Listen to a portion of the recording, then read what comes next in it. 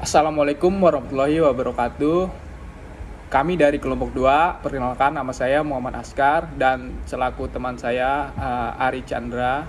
Di sini kami akan menjelaskan tentang ruang lingkup dan biota laut serta fisiologinya. Nah, pertama kita akan menjelaskan tentang fisiologi biota lautnya. Jadi fisiologi biota laut itu adalah ilmu yang mempelajari tentang fungsi dan kegiatan kehidupan biota laut seperti sel, kemudian jaringan, organ, dan lain-lain. Kemudian ada faktor dari fisika kimia yang mempengaruhi seluruh proses kehidupan dari fisiologi biota laut tersebut. Kemudian kita akan membahas tentang sel, jaringan, dan organ. Sel merupakan unit terkecil dari makhluk hidup itu sendiri.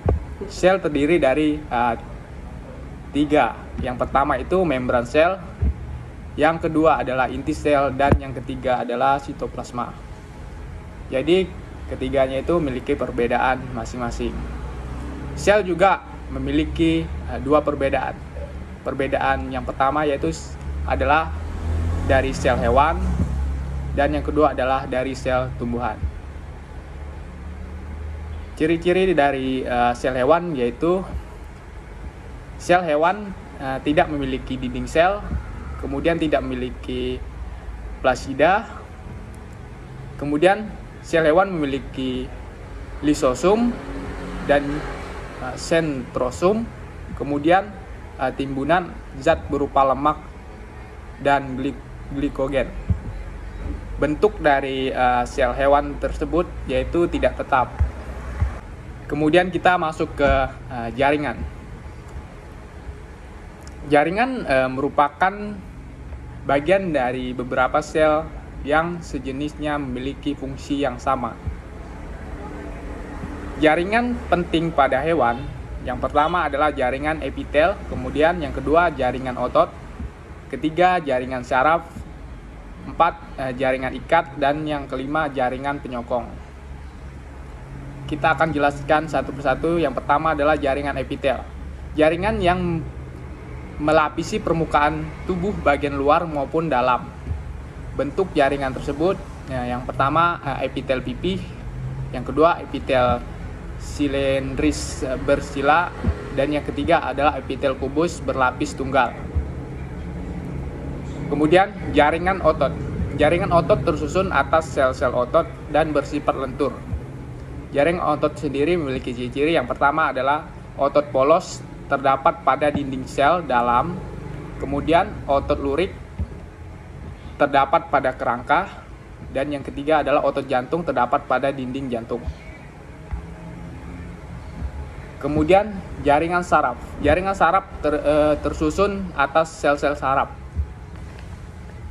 Kemudian jaringan ikat. Jaringan ikat adalah menghubungkan bagian tubuh satu dengan bagian tubuh yang lain. Yang terakhir, jaringan penyokong atau penunjang. Jadi jaringan ini terdiri dari jaringan tulang lain yang memiliki fungsi sebagai pemberi bentuk tubuh lain kerangka, kemudian melindungi bagian tubuh yang menguatkan tubuh tersebut. Kemudian kita masuk ke organ. Organ merupakan kumpulan dari beberapa jaringan untuk melakukan fungsi tertentu dalam tubuh. Sistem organ. Sistem organ merupakan gabungan dari organ-organ tubuh yang menjalankan fungsi tertentu.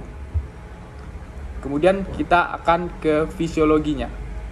Fisiologinya sains yang meneliti dan mempelajari fungsi-fungsi organ makhluk hidup. Jadi fisiologi sama dengan fungsi organ. Baiklah, materi selanjutnya akan dijelaskan oleh Ari Chandra terkait dengan biota lautnya. Sekian dari saya akan serahkan kepada Ari Chandra. Terima kasih. Ari Chandra, silakan masuk. Assalamualaikum warahmatullahi wabarakatuh. Nah, di sini saya akan melanjutkan materi yang telah disampaikan oleh saudara Askar tentang fisiologi dan saya akan membahas tentang apa itu biota laut. Biota laut yaitu adalah keseluruhan kehidupan yang ada pada suatu wilayah geografi tertentu dalam suatu kurun waktu yang dapat ditentukan. Biota laut merupakan jenis organisme yang hidup di perairan laut yang menurut fungsinya digolongkan menjadi konsumen, produsen, dan decomposer atau reducer. Nah, dari hal-hal tersebut itu merupakan suatu ruang lingkup yang dinamakan ekologi. Penggolongan biota laut menurut fungsinya. Produsen merupakan biota yang mempunyai atau mampu mensintesa zat organik atau baru dari zat anorganik. Konsumen adalah biota yang bermanfaat zat organik dari luar tubuh serta secara tubuhnya langsung. Decomposer atau reducer adalah biota laut yang mampu menelan zat organik dalam bentuk butiran, tidak mampu berfotosintesis, tidak mampu memecah molekul organik dan menjadi molekul yang lebih sederhana.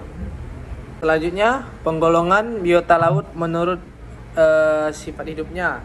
Yang pertama itu adalah plankton. Semua biota yang hidup melayang di dalam air atau pergerakannya yang ditentukan oleh lingkungannya.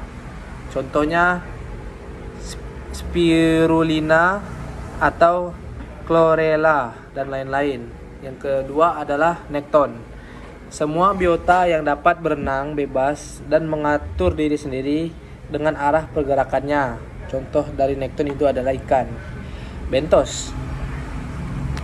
Contoh dari bentos adalah semua biota yang hidup di dasar perairan, baik membenamkan diri atau menempelkan diri atau merayap. Contoh dari bentos adalah kerang, bulu babi, bintang laut, dan seterusnya.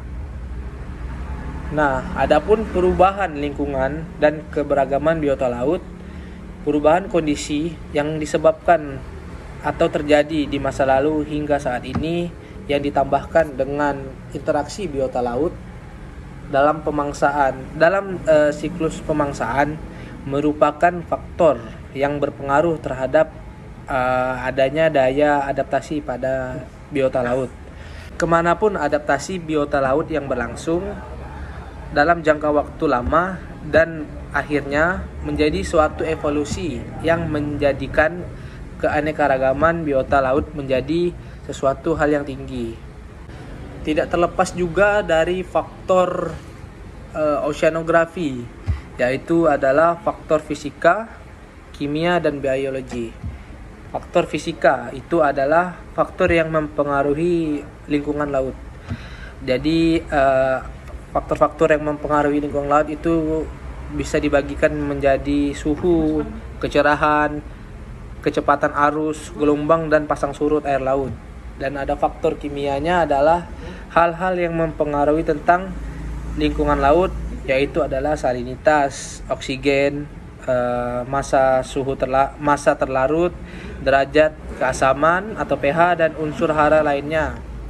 Yang terakhir adalah biologi, adalah faktor yang mempengaruhi laut dengan adanya produsen konsumen, decomposer. Oke, sekian penjelasan dari sambungan yang telah dijelaskan oleh saudara Askar tadi. Yang saya menjelaskan tadi adalah materi tentang biota laut. Baik, terima kasih. Kami dari kelompok 2 mengucapkan terima kasih banyak. Saya selaku Muhammad Askar dan juga teman saya mengucapkan terima kasih atas perhatian dan kerjasamanya. Mohon maaf jika ada kesalahan. Billahi taufik wal hidayah. Wassalamualaikum warahmatullahi wabarakatuh.